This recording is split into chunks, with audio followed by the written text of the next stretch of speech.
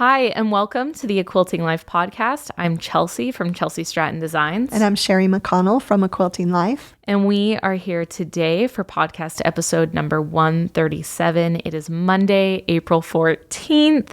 We are happy to be here with you today and have a lot of fun things to share with you.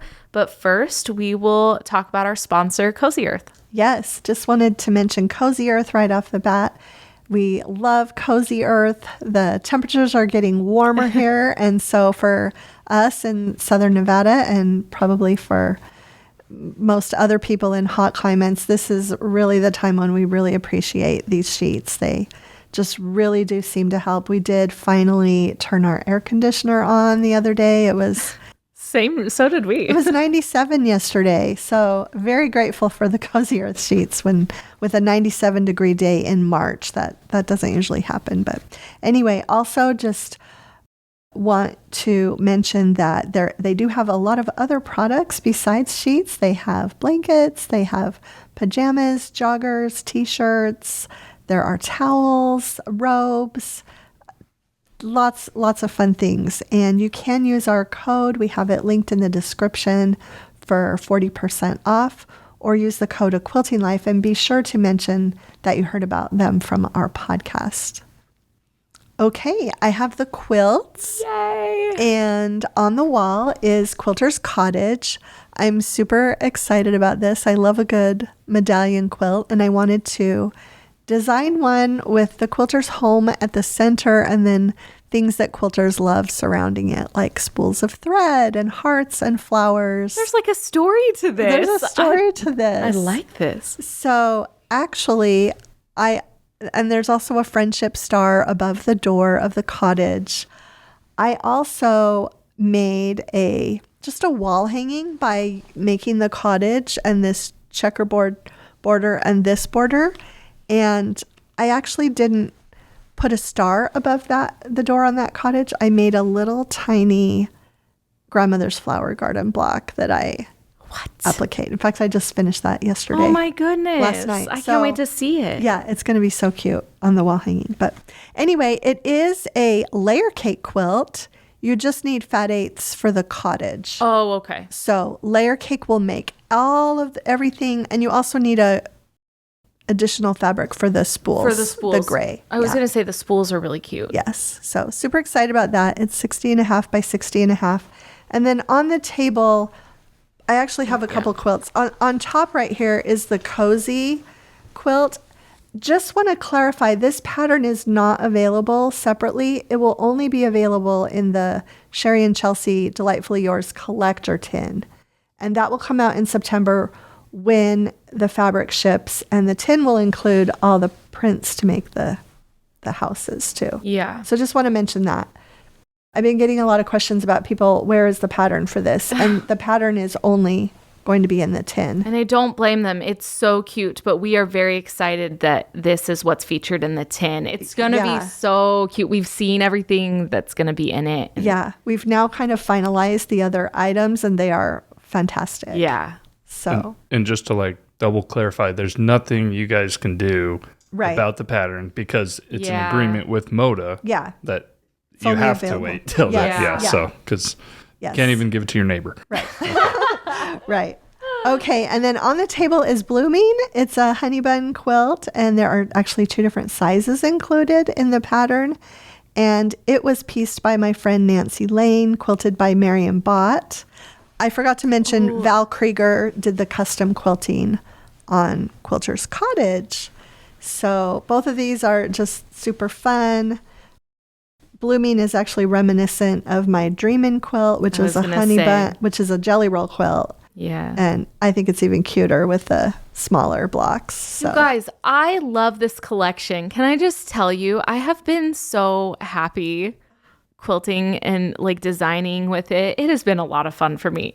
And your mug matches. Oh, I know. It's like the same color. Yeah. Okay. We have a couple things I need to share too. I wanted to share, I just bought this new seam ripper. If you follow me along for a long time, you know that I love my Clover seam ripper. This is a new Clover seam ripper. It's called the Grip Fit, and it just fits in the It's like palm. curved a little. Yeah, it's a little bit ergonomic. It just fits. And I am so excited about this. It also has at the bottom, I've got the cover on there so it doesn't poke anybody. We got to remind people. But We put the cover on. Yeah, these are little thread removers. You know, when you seam rip something, you can go like this, and these will grip the threads. Yes. So same company. Same company, same great seam, just a little bit easier to hold on to. I really love it. Yeah, I like that. We will link that in the description. And then 2 more things I need to share. One is that I've had a lot of questions about grunge that matches our collections. So I reached out to Moda and I got a sample of all the grunge. Oh my goodness. So I'm going to go through. You're going to put together it. a little grunge bundle. Yep. I'm going to match it to our collection. So watch for that. I'll put it on the blog. You should do like a pattern when the collection releases that like features grunge too. Yeah, that would be fun. Would that be fun? Yeah, we could. Sorry. Both do that. Yeah, super fun. So anyway, for those of you who have been emailing me, I know we have a lot of more modern quilters that like to use our fabrics because they're bright and happy, and they're always looking for ways to combine them with solids. And so anyway, this is a project I'm going to take on over the next few weeks. So I'm excited about that. Keep me informed, Mom. Yes. We love it. And then finally, I just want to mention, and we have some photos that Billy will pop up while I'm talking about this, but I just wanted to mention for Fat Quarter Shop, the Stardust Charity Quilt Along and Stitch Along. This is their 12th annual Stitch Along and Quilt Along, which benefits the Make-A-Wish Foundation. And in May and June, they are going to offer the quilt and cross-stitch patterns as free downloads in hopes that you will donate to their Make-A-Wish Central and South Texas campaign. Every dollar that is raised counts towards granting a child's wish. Last year, they they donated over $80,000. Wow. Yes. And some of that money was because of a partnership with Moda Fabrics donating money. A portion too, yes. So look for that starting on Friday, May 2nd. And there will be free patterns available and free tutorials for those. And we just want to let everyone know that this is coming up. I believe there is also a quilt kit that they are sewing with Camille's summertime collection. Oh, awesome. Yes. And so they will have an exclusive kit that includes the fabrics to complete the quilt top and the binding. Oh, I love that. Yeah. So I love summertime. Yes. So we will link that as well. So, and they have a backing set too. And then the stitching is a whole nother thing. So yeah, kits for that too. So can I say something really quick? Yes. I love that you are like wearing these glasses lately on the podcast. Oh my goodness. And there were some comments that were like, Sherri, you look so cute in those glasses. Oh no. But I know why, but that's awesome. Oh, I think you look very cute. Thank you. Yeah, you might be wearing them more long term. More long term, right? Or are you going to go back to contacts? No. So I'll just tell everyone. Yeah, I don't think it was that big of a deal. I'm having cataract surgery. So you have to quit wearing your contacts a few weeks before you have cataract surgery. And so, some people have cataracts in their 40s, 50s, 60s, 70s. I'm having them now. People can probably relate. So, yes. So hopefully I will not need contacts or glasses after my surgery. Okay. By the time this podcast episode airs, she will already have had that surgery. Have had both surgeries. Yeah, they're a week apart. They do one. Oh, they do one at a time? Yes, they do one at a time. What's the reason for that? I don't really know. Is it painful? They told me it's uncomfortable, but nobody really complains about excruciating. You're a tough girl. I hope so. So anyway, because it's already happened if you're watching this, but as we're filming it, I'm a little bit out. My so. whole thing in bringing that up was I noticed a few comments saying, wow, Sherri, your glasses, they're so cute. And I actually I was going to bring that up too. oh, good. Oh, good. We like the glasses. I love these glasses, though. I am going to save them, and when I need readers, lenses. just make them into readers. Yeah, because I do like these frames. Yeah, they're good. Thank you. Don't cut it. Don't cut it. No. I like I said, I was going to bring it up. But, okay. Is that everything for? I think that's everything I had on the table. Yeah. good. Okay. Well, I'll just continue on then with sort of some updates. We are filming this before the last episode aired, the listener question in March. So I have some feedback from episode 135, and that was one of the things, the glasses. Another thing I want to let you guys know is that a lot of people really found that episode very informative when we talked about the quilting process, when we talked about accuracy and efficiency. I think that was probably, I feel the feedback showed it that was like one of the more educational episodes that we've done in a while. So, and a lot of people really enjoyed it. There were some specific questions. I might mix those in throughout the next few episodes. But one thing I did want to mention to you, Mom, is you mentioned the foot of your Bernina. Mm-hmm. Do you know which specific one it is? There was a lot of people. Well, there's quite a few people that were asking about it. So there's, I believe I think I have the numbers right. 37, 57, and 97 are the 3 quilting feet. Okay. And I believe 57 has the lip on it. I've been using 37 and liking it a lot more without the lip. I started out with the one that has the edge. Yeah. So, but I think those are the numbers. Okay. Of those feet. Sounds good. And then another thing that I messed up on when you were talking about the conference you went to. Yes. I sort of thought about it right after. I'm like, I probably shouldn't have said that. But I have been corrected. It's Family and Consumer Sciences. It's not home ec anymore. And I remember hearing that before. But I was just saying I don't think you were putting the words together right. And I'm like, oh, it's basically home ec, right? That's what I remember when I was in school and stuff. But I do know, apologize if that was offensive to anyone. It's Family and Consumer Sciences. Yes. That's what it's called now. Yeah, it's abbreviated FCS. So okay. Yes. Yeah, I think that's about it. There's a couple, but overall, just people really enjoyed that. There's some other questions that we'll follow up with over the next few episodes and work them into some other topics as well. So Thank you all. Thank you for all the great feedback on that. Yes, thank you. Okay, I'll jump into our listener quilts now. This first one here is pretty short and sweet. Hello, Sherri, Chelsi, and Billy. I enjoy watching your podcast. Great job putting it together. The topics are great, and I enjoy hearing about new quilty things and all the fun family banter between you guys. Attached is a quilt I finished up recently using a combination of your Happy Days fabric and Sunday Stroll from Bonnie and Camille. The pattern is Lori Holt, and it was so much fun to make, reminding me a lot of my childhood playing Little House on the Prairie. Mm-hmm. And it's the quilt with the girl with like bonnets. Yeah, right? Yes. Okay, from Lori Holt. Happy Days was so long ago, that fabric. So that is the first one. And then the other one is it's To the Moon with Simply Delightful. Is that the fabric that it came out when you released it? So yes, and that is the one we did the sister collection for with Delightfully Yours. Yeah, I knew that. And then I couldn't remember if she just made it in that fabric or if that was the collection you released it in. Okay. So hello, Billy, Sherri, and Chelsi. Oh my gosh, I love the new line. Wanted to share the To the Moon made a year and a half ago for my cousin's little boy with Simply Delightful. Top added one more row than pattern called for. Rest of the scraps and material used on the back created more blocks. I ran out of the blue background and switched to a matching navy. For the quilting, did a straight stitch on my sewing machine. Got it done in time for the baby shower back then.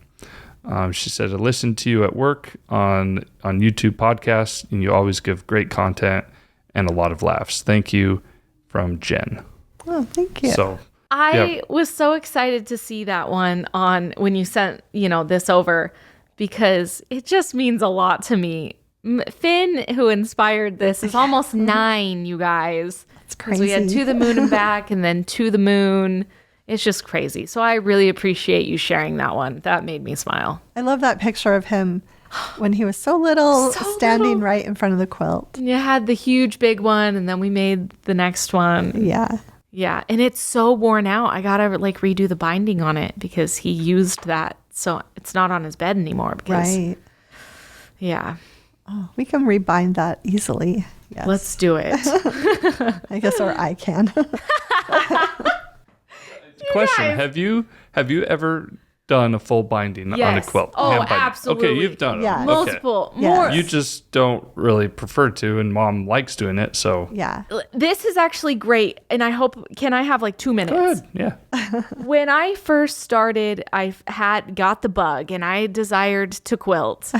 I loved it. I loved hand binding. And this is why my schedule was so different when I had babies and young kids. And I would just stay up at night and like watch a show. Mom watches shows and bind quilts. And I loved it. And it felt like I was like giving myself time to sit down. And I just feel like my life has gotten busy in a different way, where with sports and, after school activities and all these things. And it is something that I am so grateful for the trade with Mom Yes. because I honestly don't even watch TV anymore. I like really don't Have time. have time. And I was actually Yeah. telling Billy this earlier. He'd asked me about a show and I was like, yeah, I've heard of it, but I just like don't even watch TV anymore. It's crazy.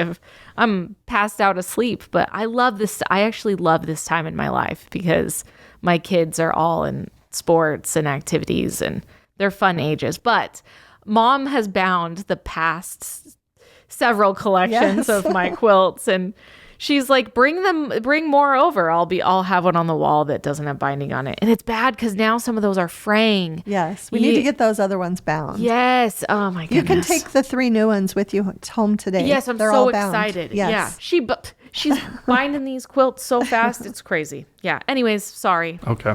A time and a season. Nope. Maybe I'll Yeah. get back to it. Yeah. Okay. I just wanted to. I was pretty sure you had. I wanted you to tell everyone, just in case anyone thought, does Chelsi even know how to bind? Because it always is like, Mom bound this quilt. Thank you. So No, I'm glad people Yeah. are asking. But what's funny is Mom is like getting really good at photography editing now. So now I'm like scared. Like, you don't have anything to trade off. I know I'm going to have to do like clean her house or something. All right. So for the topics today, we're going to talk about scrap quilts and tips for that. Yes. We've touched on this topic I love before in scrap the quilts. past, but hopefully some of these questions that we bring up today might be new or bring up something new you haven't thought of. So you guys can sort of take it away. There's a number of things, but I think sort of going off of the whole quilting process, I think we're sort of taking that same approach as like, okay, how do you approach going into doing a scrappy quilt as opposed to just a regular pattern that you have the fabric all lined up for? Yeah. This is a great topic. It's a great topic. I just want to start out. Billy and I filmed a video at the beginning of this year. It was my 2025 scrap quilting plans. And so we should link that video in the description. Okay. And there is also a blog post to go along with it. And then that video, I think, was really well received. And in it, I shared some of my ideas for scrap quilting this year because I love scrap quilting. And one of those quilts I have finished now, that village quilt, was one of the ones. I love it. Yes. It's so good. So, Sorry. And then thinking of scrap quilts that Chelsi has done, do you remember that watermelon? I think it was a fig tree pattern. It's a fig tree pattern. I was going to bring that one up. And you pulled fabrics that Moda had sent you, like scraps or... Well, okay, so that one was the log cabin one. Oh, okay. You know, the I call it the rainbow quilt. And Okay. I'll talk about that in a second, but the watermelon quilt, I do think it was some fabrics I had received from Moda, but it was a lot of fig tree, but I was starting to realize that fig tree matched with a lot of our vibe. Yes. And so I was throwing in desert bloom and Yes. creekside and throwing in all these things and solids. I had random solids Yeah. that matched. And that one truly is, A scrap quilt. yeah. Yeah. So do you remember kind of your process when you made that? I don't really, Yeah. Scrappy, been a while. Scrappy is like whatever you want it to be. That is what I love. There's no really rhyme or reason. For me, it's a visual thing. Yes. I put together fabrics that I think it doesn't matter who the designer is. It doesn't matter if it's the correct shade. To be honest with you, if it's within that range. Right. Because when I'm designing a fabric collection, there's still a whole range within one color. Because you can lighten that color, you can darken that color, and I find things that go within a range and work together. But I was going to bring up specifically the log cabin one. It's called the rainbow quilt, and I take this. If a kid is sick, I get out the rainbow quilt. If I'm having a bad day, I get out the rainbow quilt. We took a girls' trip before Billy and Isabel's wedding. All the girls did. I took the rainbow quilt. And I don't travel now to Quilt Market or anywhere without the rainbow quilt. Is it bound? It's bound. It's right? bound. Okay, good. And honestly, I think it's a scrappy binding too. Yeah. But Moda had sent me all of these fabrics and I didn't know what to do with them. And it was like scraps. And I just thought, I'm going to make whatever. I didn't even follow a pattern. I was like, I'm going to make 8-inch. Oh, Mom has a blog post on her blog. Yes. The log cabin, that's what I followed. Yes, that's right. But I wanted like a finished 8-inch log cabin. Right. And then I added sashing and I just kept adding blocks. And it is a scrappy quilt. Yeah. We are popping up a picture. Yes, we will have to pop up a picture. Because I don't even know where Yeah. my watermelon quilt is. Would that be your favorite scrappy quilt you've ever done? Yes. Okay. Because that. The watermelon quilt is a good one. Okay. It's a You good can one. send me more than one if you want. Yeah, I'll send you more than one. Okay. I feel like the blockheads has given me an opportunity to make a lot of scrappy quilts. Yeah. I have made all of my 2, 3, and 4 were really, really scrappy. Blockheads 5, I used strawberry lemonade and Laguna Sunrise mix. So I still think that classifies as scrappy Yeah. with 2 collections. And then I added in raspberry summer at the end. But I just sort of feel like I will make the scrappy blocks and I won't really worry too much. And then when I go to set them together, I will sometimes choose a sashing that will kind of tie it all together. Yeah. I have a lot of tips for that. I also feel like a really striking binding around the edge of the quilt can really tie in a scrappy quilt. Yeah. So when I did my village quilt, for example, I used the gray gingham from Seashore Drive Oh, yeah. for the binding because I wanted just something at the edge that would just kind of, Tie it all together. formalize it, I guess. Okay, so do you disagree with me on this? Dreamin' is on the table. I see Dreamin' as a blooming. Oh. I see blooming as a scrappy quilt. This would Is be that wrong? No, I mean, I did just use Delightfully Yours, but this would make a fantastic scrap quilt because, you have the sashing there Yeah. to break everything up. To These separate it. strips you could take strips from all different collections and it would be phenomenal. Yeah, I just feel like you could interpret Scrappy a different way because Delightfully Yours has so many prints and so many colors. It can give off that vibe. Yes. And you wouldn't even really know that this is all one collection because you could, like you said, you could do so many different scrappy things with this quilt pattern. Yeah. And you can also do organized with Delightfully Yours. But Right. I just feel like scrappy means there's not really a rhyme and reason, but there is, I guess. Yeah. And that was one of the questions I put there. What are some features of a quilt pattern that would make it a good candidate for This. Yeah, and that's but to summarize it even more, I mean, strips, like separation, does sashing help make a better scrap quilt? Or Yeah, because you could get really busy looking. That would the would make sashing it- would give your eyes a place to rest in a Yeah, scrap quilt. and appreciate. Yeah. Sampler quilts make great Scrap scrap quilts. Almost every sampler I've ever done has been, Yeah. unless it's one that comes out with just one of our collections, but it's a great way to use your scraps is I to think- make a sampler. Yeah. But I think some people worry a little too much about it, right? Like you almost like overthink the scrappy idea. Yeah. I don't think let's not worry about it because it really is going to turn out good. Yes. Sometimes though, a plan is not like you don't even need a plan. Am I being too crazy? Am I being a rebel? No, I've made scrap quilts where I do usually do a fabric pull from my stash. To get you started, To get right? started. But maybe you add something in later. Yes. And sometimes I have some scrap quilts that have some ugly fabrics in them that don't go with the others. But if it's just in a few spaces, it's never going to matter. Yeah. So. Well, and let me see how to best phrase this, but is a scrappy quilt scrappy just because it's from different pattern collections, or is a scrappy quilt because you're using your scraps?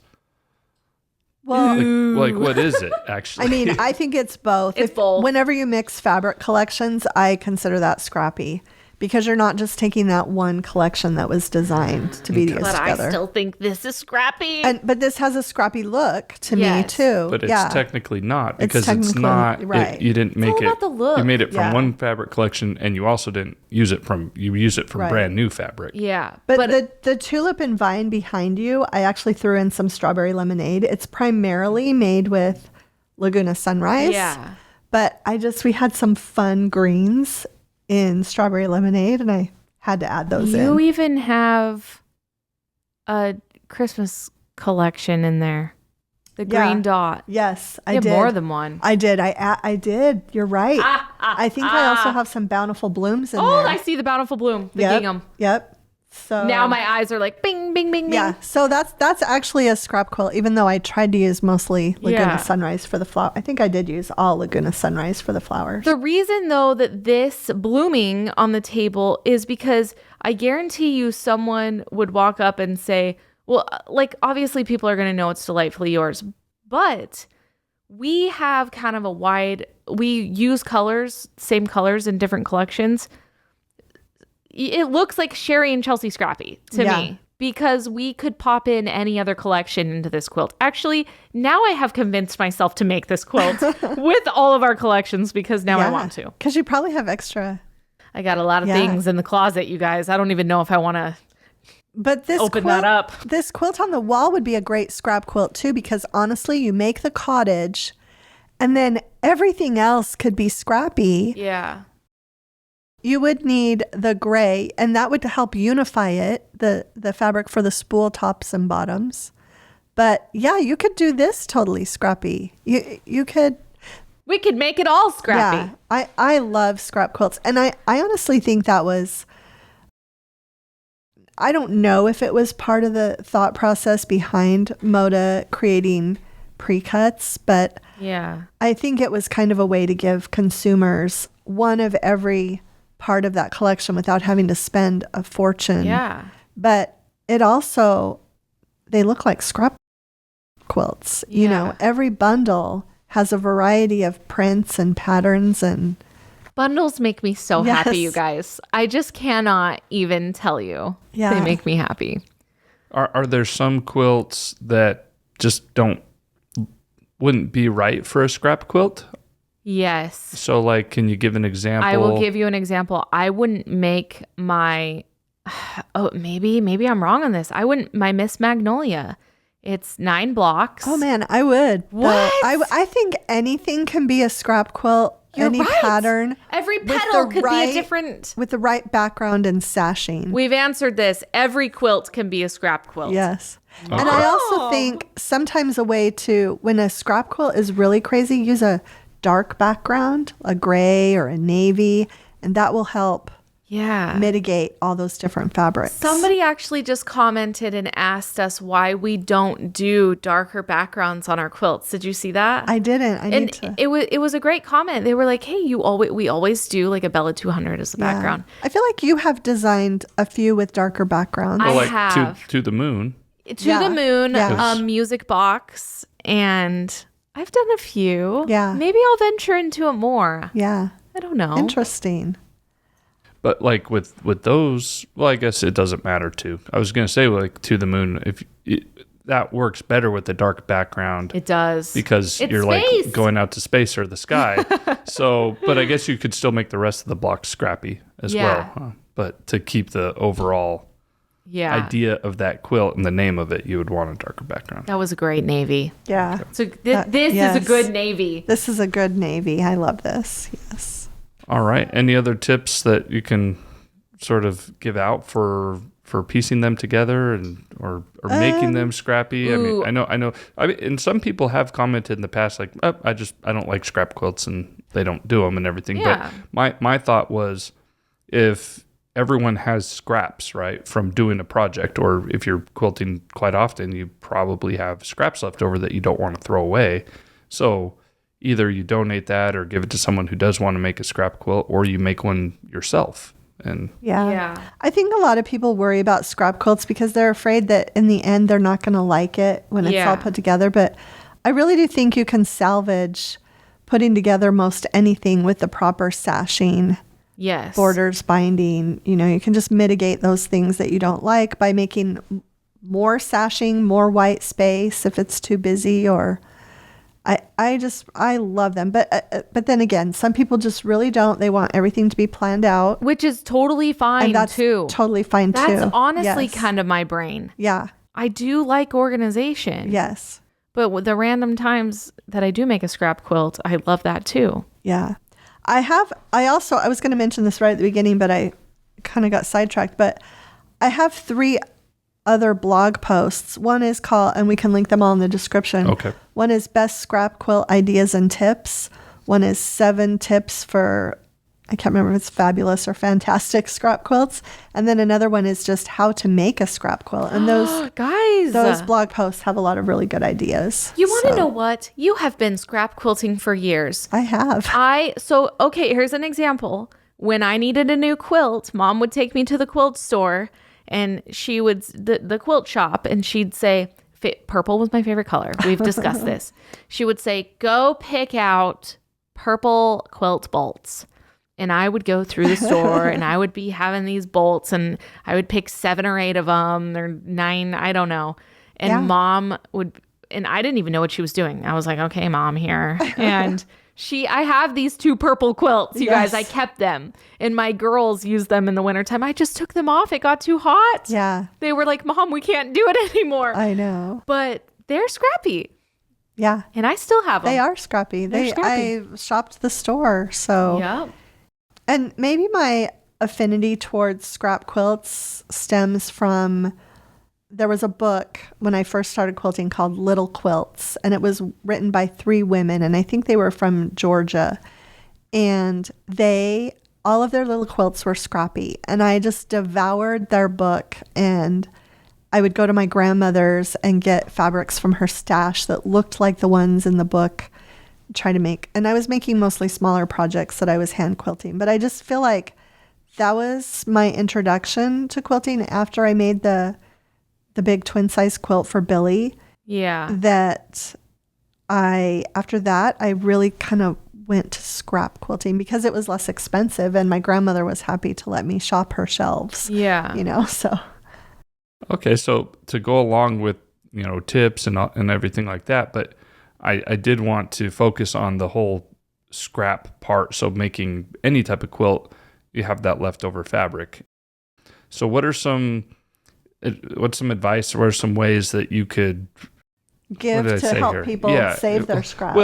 Yes, exactly. Mom. Like what's the best way that you've done to do it or keep it organized and all that? Mom is the queen of this, so I'm going to let her go. Yeah, well, I don't know. I start by when we have a collection, we're each making 4 to 5 quilts. Yeah. I put all the scraps from those quilts In one bin. Same. Yes, you do that too? Yes. Yeah. Okay. So, and then when I need to make say I start making table runners or bags, I will go through that bin. First, yes. And then I actually keep them together for quite a while. And I still have a bin with Bountiful Blooms, although it's getting pretty small. But the collection since then, so Strawberry Lemonade still has a box, Laguna Sunrise still has a box, Raspberry Summer, and now Delightfully Yours. But then at some point, I just decide, I'll take a bin out when I have, usually on a Saturday, I'll spend a couple hours, and I'll cut 2.5-inch strips, 5-inch squares, if there's anything that is a fat eighth or a fat quarter, I'll take that out and I store those separately. And then my scrap bins are 2.5-inch strips, 5-inch strips, I 5-inch love squares. that. Yes. And then I also have half square triangles that haven't been trimmed yet. I just keep those all in a box. And so then, for example, when I made last in 2024, I did a Scrappy half square triangle quilt. Yeah. And I was able, all of those triangles were left over from other projects. Yeah. And they were in a bin, and I just trimmed them all to the same size, and I made all those blocks with. So that was a way to use up all of those scraps. My goodness, you're so proactive. What is the best, or half square triangles, do you think the best type of scraps to save? Are they the most useful? Is there any types of scraps that are more useful than others? Well, I save 2.5-inch squares, 1.5-inch strips, 2.5-inch strips, half square triangles of any size, usually bigger than 2 inches.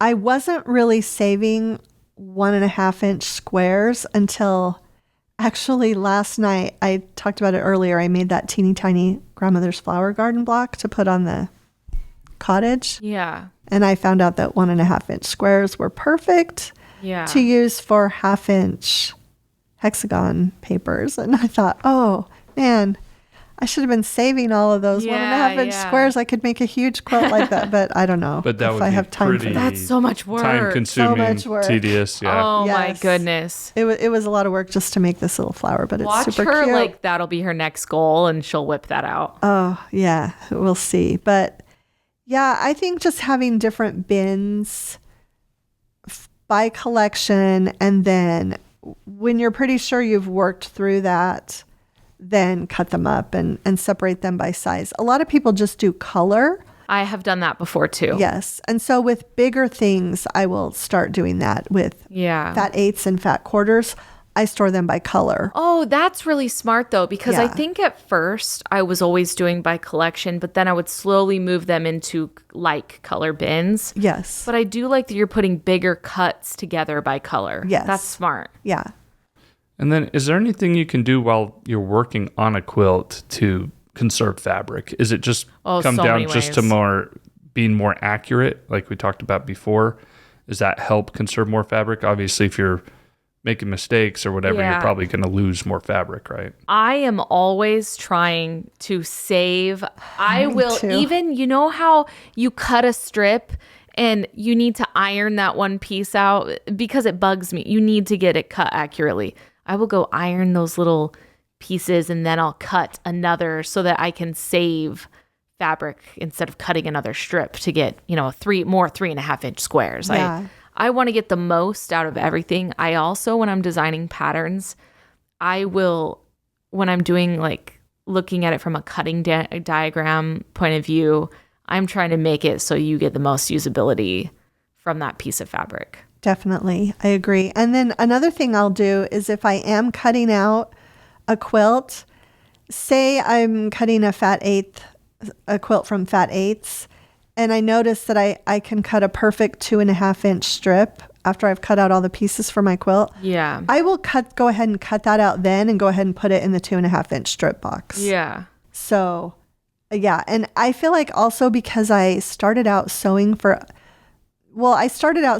myself and I needed to be frugal because I had 4 children at home, and so I really watched my fabric then. And then I started sewing for other people, and they generally sent me what the pattern required. Yeah. And it was a test for them to make sure that what they sent could actually make that quilt. Yeah, they need to know for the pattern. Yes. But I needed to be careful because I didn't want to mess something up and slow the process down by having to email for more fabric. I'm so sorry. Yeah. I need, a 3-inch strip of this. Yeah.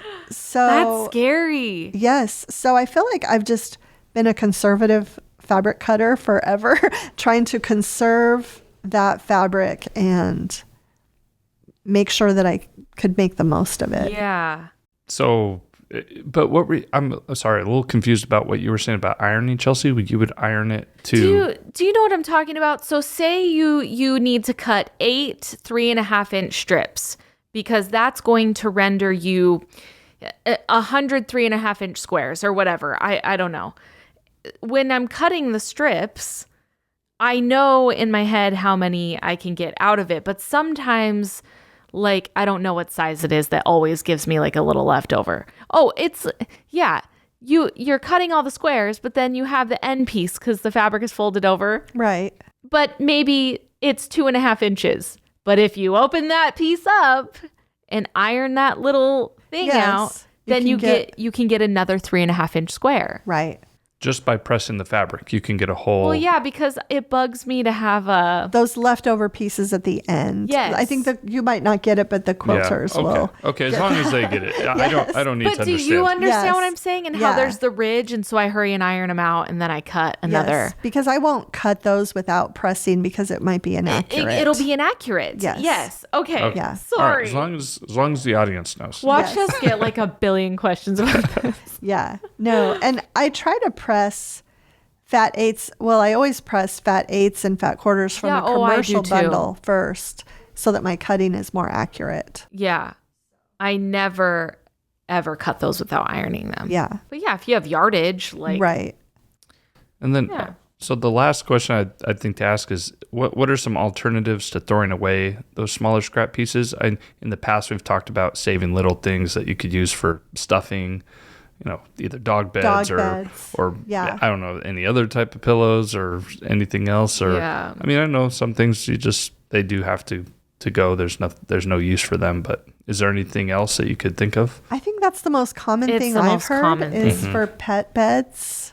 But if you aren't going to use your usable scraps, I would suggest donating them. Yes. Sometimes I do random scrap bags. Those are so much fun. Like I'll do them by color and sell them in my shop. And that's something I love, as sometimes members of my Patreon group will get those scrap bags and we do a little show and tell segment. Do you? And they will show what they've made. And I am always blown away at what big projects they can make with those scrap bags. You have the nicest people in your Patreon group. Sometimes they will email me, so kind, and they are the sweetest. Yeah, you have a good group. But it is fun because sometimes I don't love them. Yeah, they're great.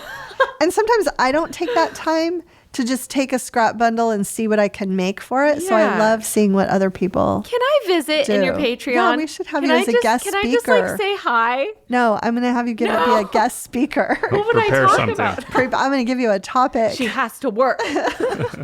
So this is for binding 18 quilts.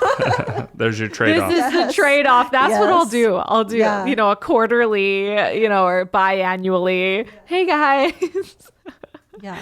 Oh, yeah. So, anyway, I love scraps. I love saving them. In fact, I was actually cleaning up in the sewing room a little bit last night for some filming that we're doing today, and there was quite a mess. So I just moved a bunch of scraps into the other room, and I'm going to cut them up hopefully this weekend.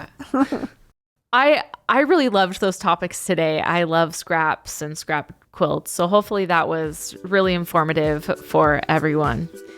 Our next podcast episode is Monday, April 28th, and we are excited to see you guys again. Yeah. Thanks so much for stopping by.